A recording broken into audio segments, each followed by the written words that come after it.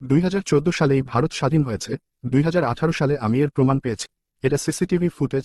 State bank of ইন্ডিয়ার মালদা ব্রাঞ্চে আমার কাউন্টার থেকে টাকা চুরি হওয়ার সিসিটিভি ফুটেজ। আমি ভারতীয় স্টেট ব্যাংকে চাকরি করতাম। 2018 সালের 5ই জুন আমার কাউন্টার থেকে 53,000 টাকা চুরি করে চোর সিসিটিভিতে ধরা পড়ে চিফ ম্যানেজার উজ্জ্বল কুমার আমাকে বলেছিল যে ব্যাংক চোরের বিরুদ্ধে আইনি পদক্ষেপ নিবে এবং চুরি করা টাকা উদ্ধার করে আমাকে ফেরত দেওয়া হবে। কিন্তু স্টেট ব্যাংক চোরকে এমনিই ছেড়ে দিল। পরিবর্তে আমার ওপর চিফ ম্যানেজার ও অন্যান্য অফিসাররা ভয়ানক অত্যাচার শুরু করে। চোরের মালিক ও স্টেট ব্যাংকের সব স্টাফ মিলে আতাত করে ও আমার বিরুদ্ধে চক্রান্ত করে ব্যাংক থেকে চুরির ঘটনা অস্বীকার করে। ব্যাংক বলে কাস্টমারের কোনো ফল্ট নাই, ওই টাকা অন্য কোনোভাবে খোয়া গেছে। চক্রান্তকারী চোরের মালিক ও স্টেট ব্যাংকের সমস্ত স্টাফ সব জায়গাতেই প্রচার করেছে যে ব্যাংক থেকে কিছুই চুরি হয়নি, ওটা ক্যাশিয়ারের সাজানো ঘটনা। মালদা ব্রাঞ্চের সব স্টাফ চুরির ঘটনা জানা সত্ত্বেও এবং সিসিটিভি ফুটেজ দেখা সত্ত্বেও একজনও আমার পাশে দাঁড়ায়নি।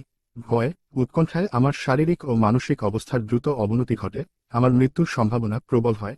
প্রাণে বাঁচতে আমি এই চাকরি ছেড়ে দিতে বাধ্য হই। 2014 সালে ভারত স্বাধীনতা পেয়েছে বলেই এত দুঃসাহস, এত নির্লজ্জতা, এত অমানবিকতা, এত অনৈতিকতা ভারতীয় স্টেট ব্যাংক ভোগ করছে। ফলে বাইরের চোরকে সসম্মানে ছেড়ে দিয়ে ব্যাংকেরই নির্দোষ ক্যাশিয়ারকে চাকরি ছাড়তে বাধ্য করেছে। আমার জীবনের এই মর্মান্তিক ঘটনাই প্রমাণ করে যে ভারত 1947 সালে না, 2014 সালেই স্বাধীন হয়েছে।